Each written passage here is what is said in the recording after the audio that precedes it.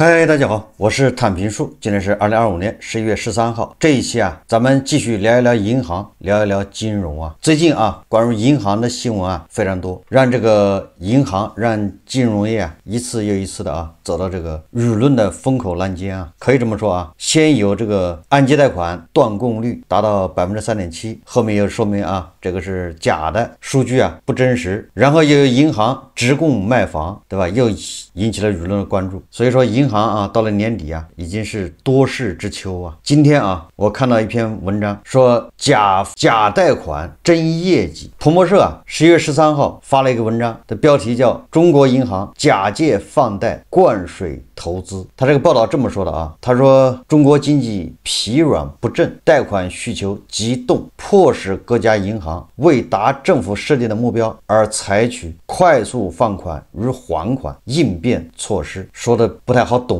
就是我们通俗的说就是刷单刷业绩。这么一说大家就马上就明白了。彭博报道，当前中国银行盛行的虚假贷款凸显中国决策者面临的严峻挑战，他们可以使资金成本更低廉，供应更充足，但无法强迫人民借款支出或投资。这个反映出政策的无奈就是这边无论你怎么降低利息，你怎么贴息贷款，对吧？消费贷贴息吗？调低按揭利率吗？但是老百姓就是不贷款，企业也不愿意贷款投资，那你总不能强迫吧？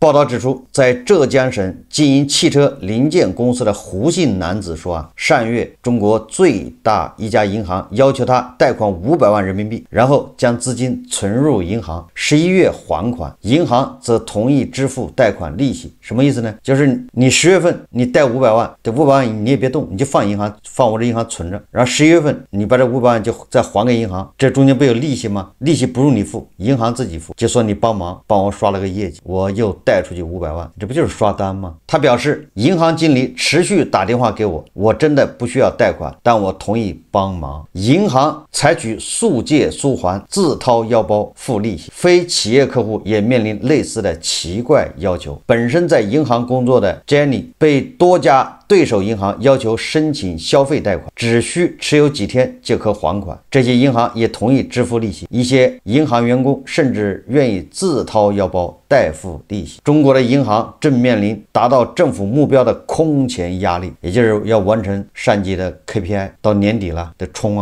在经济低迷下，这些目标根本不可能通过实际贷款需求达成。一些银行人员说虽然该目标各家银行不同，但贷款业绩至少要与去年相同，也就是你贷款不能萎缩虽然说增长很困难，但你比去年还少，那说得过去吗？但事实上就比去年少，那怎么办呢？那就刷单呢。他们担心在今年倒数几个月，就是最后的几个月第4季度，贷款人数恐进一步缩减，而银行已因创新低的利润与攀升的不良贷款而承受巨大压力。中国审计资料显示2023年6家国有金融机构在关键考核期间发放5167亿人民币贷款，然后迅速收回资金。一些企业在贷款前将相同金额存入银行，或将贷款所得款项以定存方式回存同一家银行。银行给 A 公司贷款1个亿， A 公司把这1个亿就存在这家银行，而且还定存，你说这叫什么事？那这家公司不就是脱裤子放屁吗？就玩这些有什么意思呢？所以什么 KPI 什么 GDP 什么人均什么工资，对吧？等等那些数字，我一直说这些数字只能参考，不能当真但有一个人拿着数字给你认真的掰扯的时候，这是个可笑的行为因为那个数字意味着啥他根本不知道。这些数字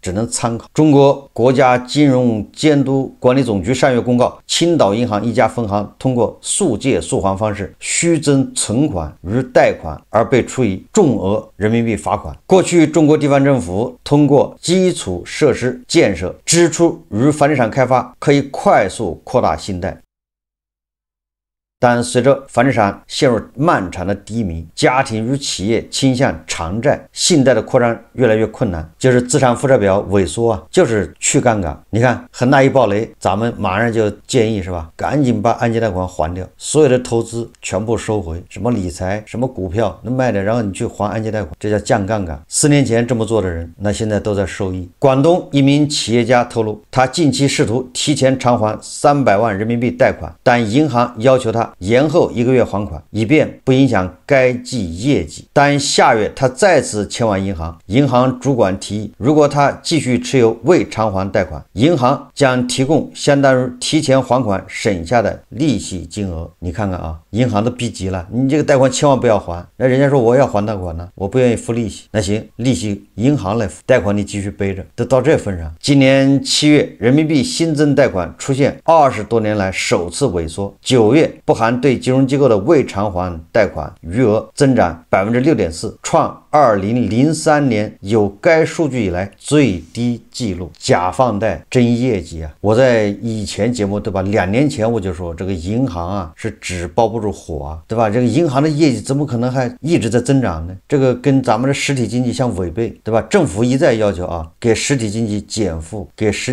体经济让利，结果实体经济不行，银行的业绩步步高升。我觉得这是第一个悖论。第二个悖论是什么呢？那么多房企暴雷，而银行的这个贷款最多的就是房地产，占40%，这是明面上的啊，还有暗地里面流到房地产的钱有多少？通过各种渠道七绕八绕的，为什么呢？因为那个时候房地产最赚钱呢，最靠谱啊，对吧？你投到房地产的钱，你不用担心回不来啊。所以说，大家想方设法的把钱都整到房地产上去了。表面上是40%贷款是房地产，实际上恐怕远远超过这个比例。结果房地产暴雷了，对吧？楼市低迷到现在，银行的业绩又是持续增长，完了它不良率还在下降。这个只能说啊，咱们这个尺子太宽松了，统计口径啊，想怎么改怎么改。你本来你这个按揭贷款还不起了，那你就是不良，不要紧，只要你对吧还利息，我就可以给你延几年，延2年3年就不算不良了。他都这么算了，也就是说啊，2019年的不良和2023年的不良那是2个概念啊，你只能这么理解啊，那是2个标准，你没办法直接去对比啊。为了冲业绩刷单，这不就公然造假吗？你说银行的这个业绩你敢信吗？问题是它叫恐怖螺旋呢，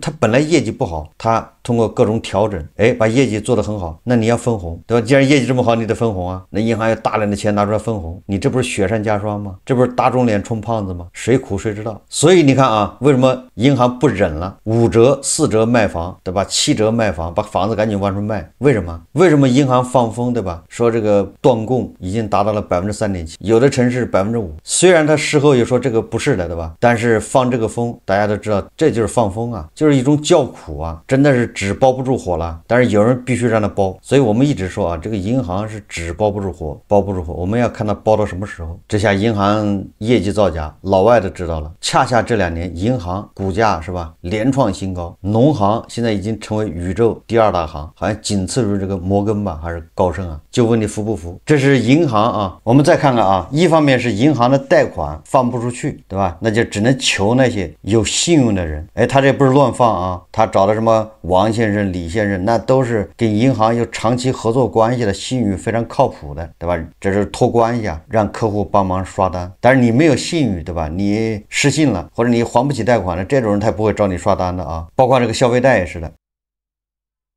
所以一方面啊是银行贷款放不出去，只好找老客户，找那信誉高的帮着刷业绩。一方面呢是这些互联网平台公司又到了大显身手的时候了。网友早就发现了啊，咱们所有的互联网公司，所有的高科技公司啊，最终都是要放贷款的。就像所有的这个很多啊，这个叫搞流量的人，最终是要带货的，对吧？挨了一耳光，打出了名气，打出了粉丝，后面也要带货，干啥对吧？炒一炒都是要带货的。互联网公司也一样啊，互联网公司不光搞什么高科技、新科技，最终要放贷款啊，殊途同归啊！你看啊，这不是咱编的啊。好消息来了啊，杜小满大模型风控项目获北京市科学技术奖，金融 AI 应用新突破。杜小满是什么？大家知道吧？这不过多介绍了啊，不就是又一家互联网平台的贷款公司嘛，小贷公司啊。近日2024年度北京市科学技术奖正式公布，杜小满与中科院自动化所联合申报的多模多维大模型驱动的金融风险感知与评估系统荣获科学技术进步奖。这一奖项不仅是对杜小满在金融 AI 领域技术创新的认可，也预示着大模型技术在金融风控领域应用迈入新的发展阶段。杜小满与中科院自动化所合作的项目，针对小微企业融资中的风控难题题，利用金融领域结构化和非结构化数据，构建了面向金融风险领域知识图谱。该项目历时4年，攻克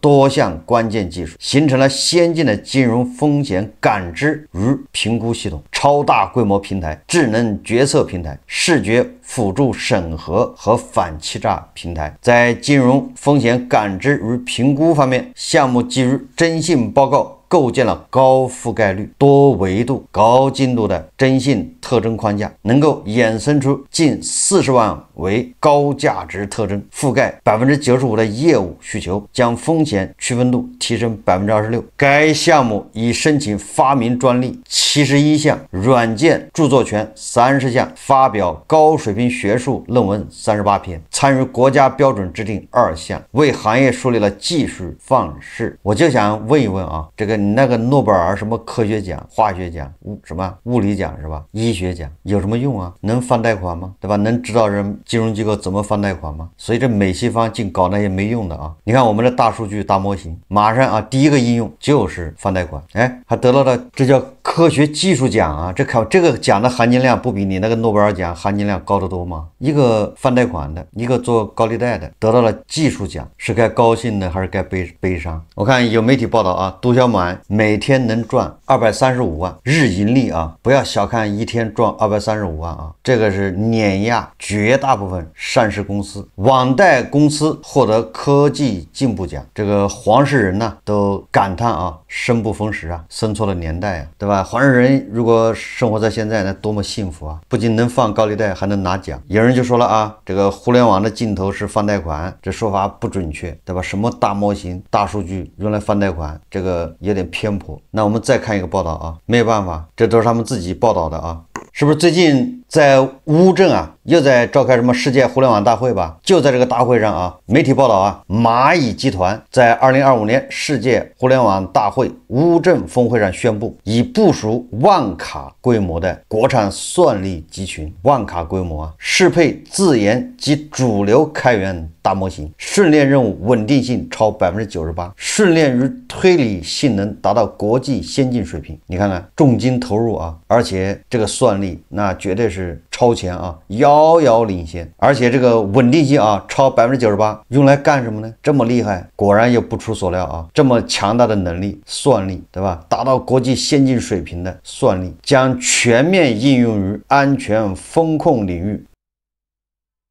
大模型服务，这一举措标志着国产算力在大规模高稳定性 AI 训练场景中落地能力取得关键突破。蚂蚁干啥的大家知道吧？蚂蚁金服啊，安全风控领域要用在风控领域啊，这是要干啥呀？后面还有啊，该算力集群基于国产 AI 芯片构建，可能涉及平头哥、寒武纪、升腾或轻微智能等厂商的技术路线。蚂蚁通过战略投资轻微智能等芯片企业，推动讯推一体服务器在金融风控等场景的规模化应用，加速国产算力生态商业化进程。终于啊，我们的科技企业，我们的互联网企业把最先进的 AI 算力大模型还是用在了放高利贷上面，一切都是为了放贷款呢，放高利贷。不知道这个美国的亚马逊对吧？还有什么甲骨文，他们搞那个算力啊，搞机房，他们是用在哪？也是放贷款吗？我不太清楚啊。反正我们的这个人工智能算力大模型，首先要用在审查，对吧？这个毫不动摇啊，审查是放第一个的，内容审查。那之后就是啊，放高利贷，这个谁也动摇不了，毫无疑问呢。最搞笑的是这个杜小满啊，去年11月份，也就1年前啊，凭吃罚单就被监管机构啊，没事就罚，没事就罚。自独立运营以来，杜小满的估值大幅缩水，信贷、理财、支付等业务表现欠佳，以及合规问题，均是公司估值滑坡的原因。在这一背景下， AI 大模型能否为杜小满带来实质性增量，仍有待商榷。这是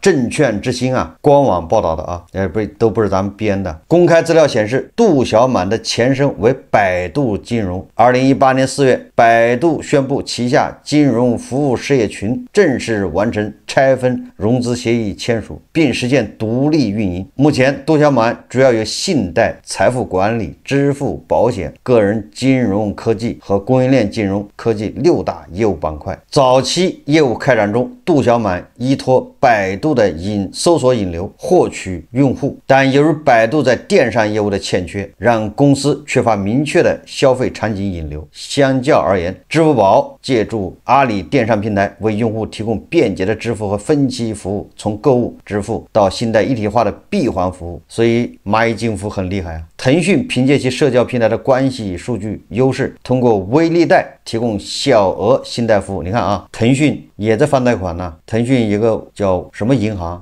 腾讯下面还有一个银行的啊，完了它有微粒贷。你说这个高利贷、网贷饶过谁呢？对吧？连那个杀毒软件公司都放高利贷放的都不亦乐乎的，微博都放高利贷，涉及6项违规被罚啊！这是证券之星报道的啊。2024年9月份，一张罚单再次暴露了杜小满在合规上存在不足。据中国人民银行北京市分行官网披露，北京杜小满支付科技有限公司，简称北京杜小满啊，因存在包括未将支付服务协议格式条款进行备案、违规为金融企业开立支付账户在内的6项违法行为，受到警告，被罚款121万元。北京杜小满总经理万某在部分违法行为中负有直接责任，亦被警告并罚款10万元。据悉，北京杜小满是杜小满支付业务的经营主体。早在2019年，北京杜小满前身百付宝因违反清算管理规定、非金融机构支付服务管理办法有关规定吃到罚单。另据天眼查信息显示，北京杜小满曾因金融借款合同纠纷、不当得利纠纷以及隐私权纠纷等被起诉。最新一起起诉发生在2024年7月，北京杜小满因教育培训合同纠纷被告上法庭。证券之星注意到，除了支付业务外，杜小满保险业务曾因欺骗投保人未按照规定使用经备案的保险条款，违规行为被罚款合计56万元。而公司的信贷业务更是投诉重灾区。在黑猫平台上，杜小满旗下信贷服务品牌有钱花累计投诉量高达4万条，投诉主要集中在暴力催收、用户信息泄露等方面。证券之星作者李若涵啊，就这么一个，可以说啊，在1年前还是恶行满满，对吧？你看这么多投诉啊，这么多罚款呢，监管机构对他的罚款，连总经理都被罚了，